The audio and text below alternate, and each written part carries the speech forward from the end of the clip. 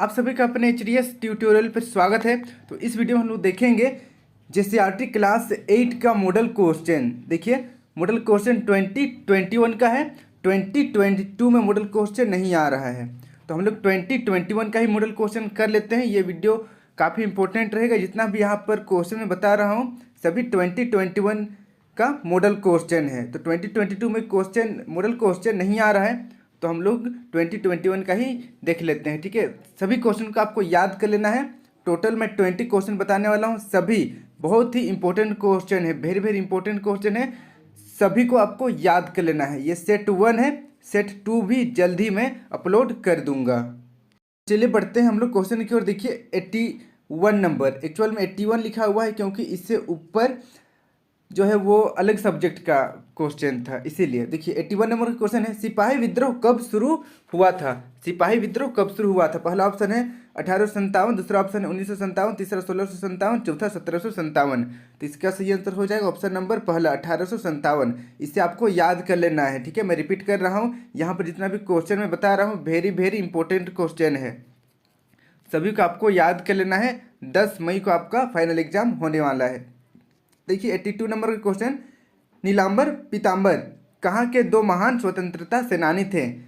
पहला ऑप्शन है चतरा के, दूसरा डाल्टनगंज के, तीसरा पलामू के, चौथा रांची के। तो इसका सही आंसर हो जाएगा ऑप्शन नंबर तीसरा, पलामू के। इसे आप नोट कर लीजिए। अब देखिए नेक्स्ट 83 नंबर, ओरु जाति ओरु मतय ओरु देवय मनुष्यान, मानो कि एक जाति एक धर्म एक ईश्वर, किसका कथन है? पहला ऑप्शन है नारायण गुरु का, दूसरा ज्योतिरान फुले का, तीसरा B.R. अम्बेडकर और चौथा देखिए राजा राम मोहन राय।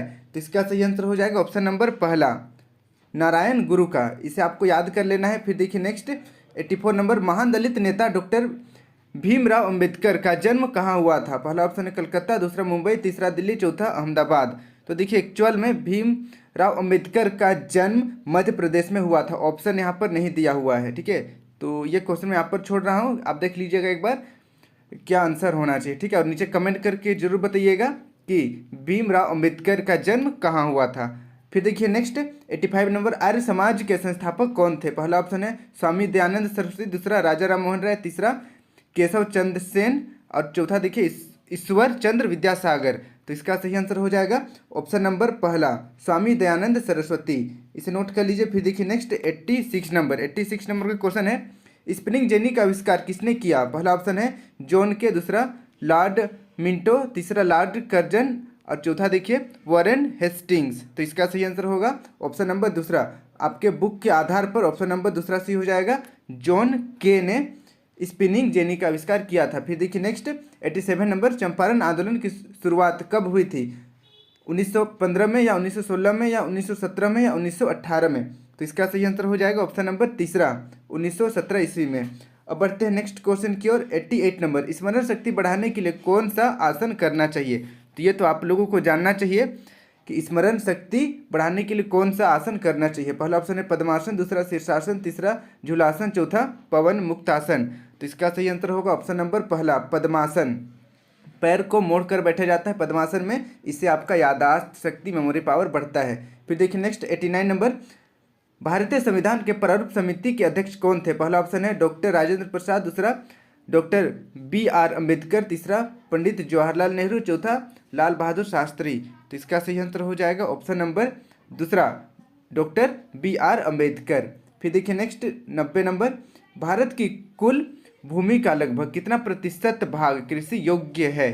पहला ऑप्शन है 50%, दूसरा 75%, तीसरा 100%, चौथा 80%। तो इसका सही आंसर होगा ऑप्शन नंबर दूसरा, 75% इसका सही आंसर हो जाएगा। इसे आप नोट कर लीजिए। अब बढ़ते हैं नेक्स्ट हम लोग 81 नंबर की ओर। चावल का सबसे बड़ा उत्पादक देश कौन है? चीन, पाकिस्तान, नेपाल या भूटान? तो इसका आंसर होगा ऑप्शन नंबर पहला, चीन। पूरे विश्व में चीन चावल का सबसे बड़ा उत्पादक देश है, इसे आप नोट कर लीजिए। अब देखिए नेक्स्ट 92 नंबर, काला सोना किसे कहा जाता है? पहला ऑप्शन है कोयला, दूसरा अब्रख, तीसरा पेट्रोलियम और इससे बने उत्पाद, चौथा प्राकृतिक गैस। तो इसका सही आंसर होगा ऑप्शन नंबर तीसरा, पेट्रोलियम एवं इससे बने उत्पाद। ठीक है, यहाँ पर काफ़ी बच्चों को डाउट रहता है, काफ़ी लोग कहते हैं कि कोयला इसका आंसर होगा, बट कोयला इसका आंसर नहीं होगा। ऑप्शन नंबर तीसरा, पेट्रोलियम और इससे बने उत्पाद को काला सोना कहा जाता है। ठीक है, इसको आप लोग याद कर लीजिएगा, ये इंपॉर्टेंट क्वेश्चन है।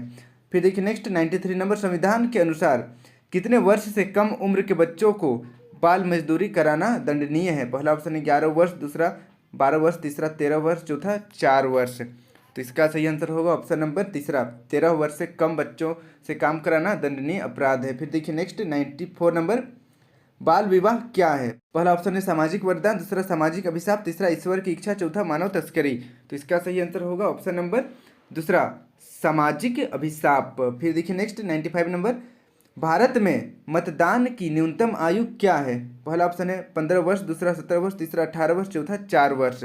ये भी सबको पता होना चाहिए कि इसका आंसर होगा ऑप्शन नंबर तीसरा, 18 वर्ष। 18 वर्ष न्यूनतम उम्र है मतदान करने का। फिर देखिए next 96 number, make in India वाक्यांश का क्या अर्थ है? आप लोग प्रोडक्ट कुछ खरीदते होंगे तो वहाँ पर कहीं कहीं लिखा हुआ रहता है मेक इन इंडिया, ठीक है? तो इसका क्या अर्थ है? पहला ऑप्शन है भारत में बना हुआ, दूसरा चीन में बना हुआ, तीसरा पाकिस्तान में बना हुआ, चौथा नेपाल में बना हुआ। तो इसका आंसर होगा ऑप्शन नंबर पहला, भारत में बना हुआ। फिर देखिए नेक्स्ट 97 नंबर, झारखंड के राज्यपाल कौन है? पहला ऑप्शन है बंत्रा गुप्ता, दूसरा द्रौपदी मुर्मू, तीसरा हेमंत सोरेन, चौथा रामेश्वर उरांव। तो देखिए ये क्वेश्चन जैसे कि मैंने कहा 2021 का है, ठीक है? और अभी क्या चल रहा है? 2022 चल रहा है, ठीक है? तो 2021 में द्रौपदी मुर्मू थी, लेकिन 2021 में ही जुलाई में, ठीक है, जुलाई में चेंज हो गया है। तो अभी 2022